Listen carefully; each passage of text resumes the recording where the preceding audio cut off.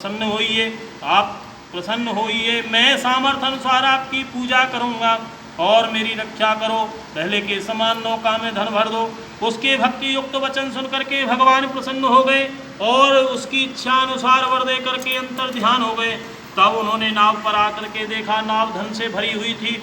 फिर वह भगवान सत्यनारायण का पूजन कर साथियों सहित अपने नगर को चला और अब अपने नगर के निकट पहुंचा तो दूत को घर भेजा। दूत ने साधु के घर जाकर के उसकी स्त्री को नमस्कार करके कहा, अपने दामाद सहित इस नगर के समीप आ गए हैं। ऐसा वचन सुनकर के साधु की पत्नी बड़े हर्ष के साथ भगवान सत्यनारायण का पूजन करने लगी और अपनी पुत्री से कहा, मैं अपने पति के दर्शन करने तो कार्य पूर्ण करके शीघ्र आना।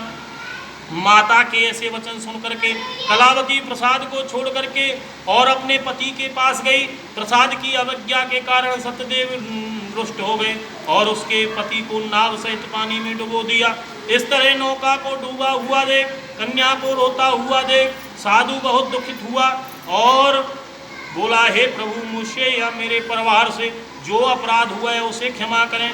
और उसके दीन वचन सुन करके सत्यदेव प्रसन्न हो गए और आकाशवाणी हुई, हे साधु, तेरी कन्या मेरे प्रसाद को छोड़ करके आई है, इसलिए इसका पति अदृश्य हो गया है।